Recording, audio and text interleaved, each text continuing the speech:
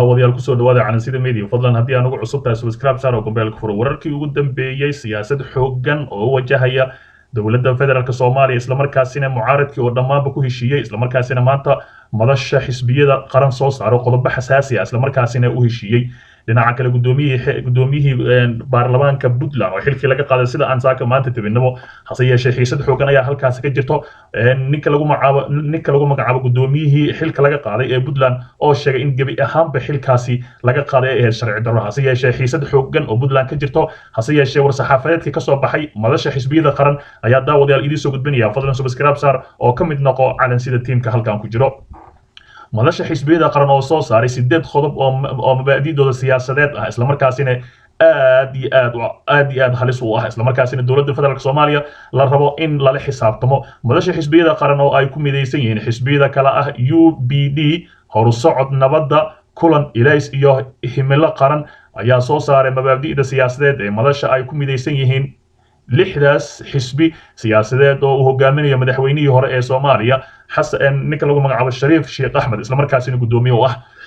war-saxaafadeedka oo ka koobnaa madasha oo ka kooban 8 qodob ayaa loogu hadlay arrimaha kala ah 1 midnimo dalka iyo dadka Soomaaliyeed 2 sareynta dastuurka iyo dhamaystirkiisa 3 ilaalinta xuquuqda aasaasiga ah iyo xurriyadda muwaadinka Soomaaliyeed 4 siyaasadda loo dhan yahay loona siman yahay 5 arrimaha doorashooyinka 2020 ilaa 2021 6 ilaalinta nidaamka federaalka Soomaaliya 7 arrimaha amniga 8 maamulka iyo matalaadda gobolka Banaadir isla markaasina gobolka Banaadir oo haysan cid matasho oo si rasmi ah ayaa la leeyahay sidoo kale war-saxaafadeedka oo sida uu qornaa oo aadna u dheeraa daawada aadna u dheeraa ayaan isku daynaa inaan soo gaabino madasha xisbiyada qaran oo ay ku mideysan yihiin 6 xisbi siyaasadeed oo talaabo hor leh u socod oo loo qaaday dhanka dimuqraadiyadda hanaanka siyaasadeed ee dalka ilaalinta midnimada madax bannaanida iyo wadajirka ummadda Soomaaliyeed sida ku cad qodobka 3aad ee dastuurka ku meel gaarka ah madasha xisbiyada qaran waxay u taagan tahay ilaalinta iyo horumarinta xuquuqda muwaadinka Soomaaliyeed talinta iyo sareynta sharciga cadaaladda bulsho iyo mid siyaasadeed oo ku dhisan dastuurka iyo xeerarka dalka kala madax bannaanida awoodaha sharciga dejinta fulinta iyo garsoorka oo leh hanaanka ku dhisan isla xisaabtan iyo hufnaan ayaa la yiri sida uu xeerka qodobka 11aad koowaad ee dastuurka kumeel gaarka ah madashu waxay aaminsan tahay in muwaadinka Soomaaliyeed uu dhan iyagoo aan loo eegin lab iyo ledig xaalad bulsho aragti siyaasadeed haybsooc baahiyaha gaarka ah ee xirfad afguri xuquuqda iyo waajibaadkaba ay u siman yihiin sharciga hortiisa ayaa la yiri qof kasta oo muwaadin Soomaaliyeed ee sharciga uu siman yahay rag hadduu yahay iyo dumar hadduu yahaybo sidaa daraadeed maadaama ay jiraan dhacdooyin iyo xaalado soo noqnoqday oo muujinaya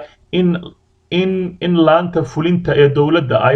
ay baalmartay mabaadi'da aasaasiga ah ee dastuurka iyo sareynta sharciga taas oo halis gelinaysa geedi socodka dowladnimo loo dhan yahay sidaas daraadeed madashu waxay soo jeedinaysaa arrimaha hoos ku qoran 1 midnimo dalka iyo dadka Soomaaliyeed ayaa la leeyahay midnimada dalka iyo wadajirka dadka Soomaaliyeed waa lama taabtaan lamana kala qaybin karo madashu waxay ka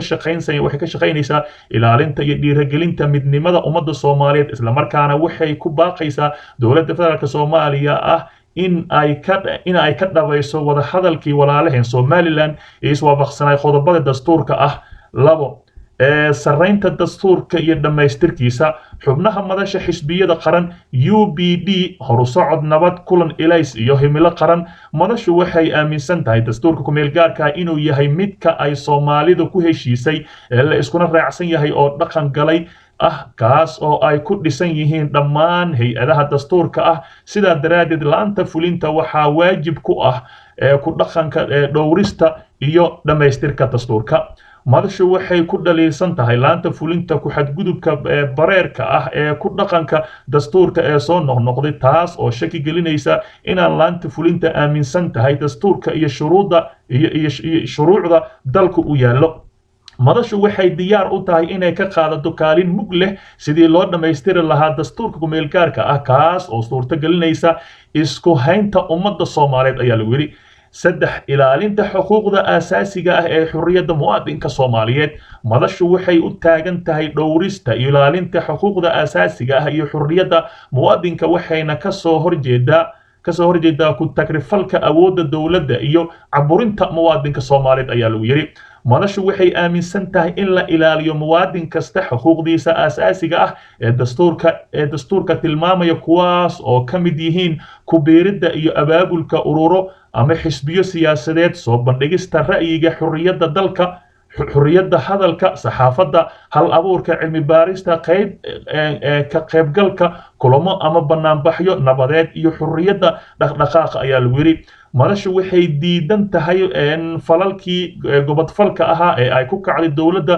muddadii ay jirtay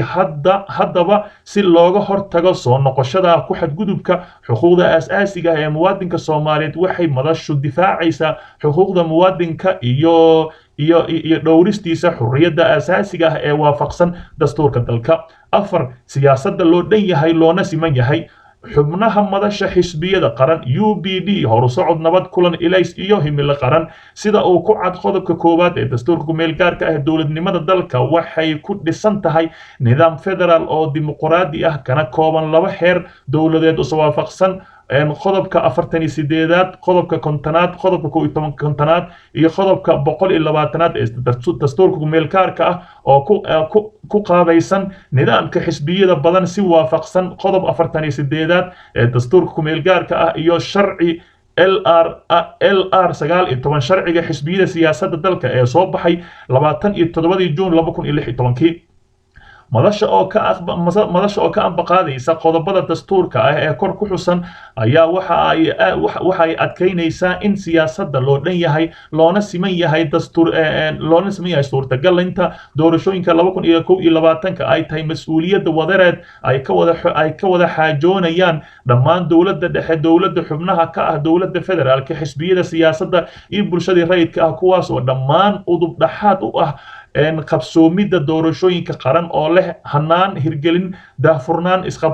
is-aqbalaad natiijada doorashooyinka ay u noqoto meel mar looga fogaado qalalaasa siyaasadeed oo halkaasi ka dhaca sidoo kale si doorasho wadar ongol ah oo u suurta gasho waxaa madashu ku baraarujinaysaa guddiga doorashooyinka qaran in uu ka madax bannaano xukuumadda iyo iyo xakamayntiisa siyaasadeed kuna shaqeeyo ilaalinta dimuqraadiyadda iyo daahfurnaanta sida ku cad qodobka 11aad qodobka 111aad ee dastuurka kumeel gaarka ah ee dowladda federaalka Soomaaliya madashu waxay aaminsan tahay wada shaqayn iyo iskaashi dhab ah oo ay yeeshaan dhammaan saamilayda siyaasadeed ee dalka si loo xaqiijiyo siyaasad loo dhan yahay loona siman yahay isla markaana suurtagaliso doorashooyinka daahfuran shan arrimaha doorashooyinka ee 2020 marka la eego sooyaalka siyaasadeed ee dalka 20 sano ee la soo dhaafay doorashooyinku waxay ku qabsoomi jireen waqtiga loogu talagalay iyadoo awoodda dowladda ee la iskugu wareejin jiray sharci ah dimuqraadiyad ah nabadgelyo ku dhisan dhaqanka siyaasadeed wuxuu gundhig u yahay hanaan qaadka dimuqraadiyadda dowladda Soomaaliya ayaa lagu yiri haddaba si loo joogteeyo dhaqankaasi wanaagsan waa inay doorashooyinka qaranka ay ku qabsoomaan waqtigii uu dastuurku asteeyay si dib u dhac u lahayn waana ay noqdaan kuwa daahfuran oo taladeeda laga wada qayb galo ayaa lagu yiri xubnaha madasha xisbiyada qaran UPD horusocod nabadda kulan ilays iyo himilo qaran sidaa daraaddeed madashu waxay caddaynaysaa in aysan marnaba aqbali doonin muddo kordhin loo sameeyo hay-adaha dastuurka ee hadda jira isku day kasta oo loogu galo xaarayo muddo kordhinta ama habraaca doorashooyinka keeni kara boob iyo ku shubasho taas oo horseed karta burburka ku yimaada dowladnimadeena curdunka ah ee iminka aanu leenahay lix ilaalinta nidaamka federaalka sida ku cad qodobka saddexaad ee afraad ee dastuurka kumeel gaarka ee jamhuuriyadda federaalka Soomaaliya waxay ku dhisan tahay mabaadi'da aasaasiga ah ee awood qaybsiga nidaamka federaalka wuxuu u baahan yahay in si dhab ah loogu dhaqmo lana ilaaliyo nabadda dastuurka ay ka mid yihiin wada shaqaynta ku dhisan iskaashi iyo talo wadaag sida ay tilmaamayaan qodobka kontonaad qodobka 11aad 12aad qodobka 13aad qodobka 120aad ee dastuurka meelgaarka federaalka Soomaaliya sidaas daradeed madashu waxay xoojinaysaa nidaamka federaalka iyo mabaadi'da dastuurka ah ee wada shaqaynta labada heer ee dowladda Jamhuuriyadda Federaalka Soomaaliya haddaba si ugu guuleysato wada shaqaynta labada heer ee dowladnimo waa in la soo saaro heshiis iyo go'aano siyaasadeed kuwaas oo hagaya siyaasadda loo dhan yahay ee dalka isla markaana tixraaca noqonaysa arrimaha soo socda dhammaantood muddadan iyo horutabin u leh waqtiga ka harsan muddo lixeedka hay-adaha dastuurka ah ee hadda jira lambar 1 hagaajinta xiriirka maamul goboleedyada iyo dowladda dhexe lambar 2 dhamaystirka dastuurka lambar 3 xanaanka doorashooyinka 2021 4 dib u habeynta iyo federaalka nidaamka garsoorka dalka 5 kala wareegidda mas'uuliyadda amni ciidamada AMISOM iyo sugidda amniga dalka 6 arrimaha amniga sida ku cad qodobka 126 iyo qodobka 127 dastuurka meelgaarka ciidamada qalabka sida waa in ay ka madax banaanaan arrimaha siyaasadda una istaagaan la dagaalanka argagixisada iyo sugidda amniga guud ee dalka ilaalinta iyo badbaadinta shacabka Soomaaliyeed madashu waxay ka soo horjeedaa in ciidamada ammaanka loo isticmaalo arrimaha ka mid yihiin xubnaha madasha xisbiyada qaran UPD iyo dhammaan xisbiyada caburinta siyaasiyiinta iyo soo oodida saaxadda siyaasadda lambar 2 cadaadinta iyo caburinta saxafiyiinta iyo warbaahinta madaxa bannaan 3 xayiraadda iyo ciriirinta dhaqdhaqaaqa ganacsiga iyo isku socodka bulshada 4 xariga muwaadinka iyo ku haysta xabsiyada ee aan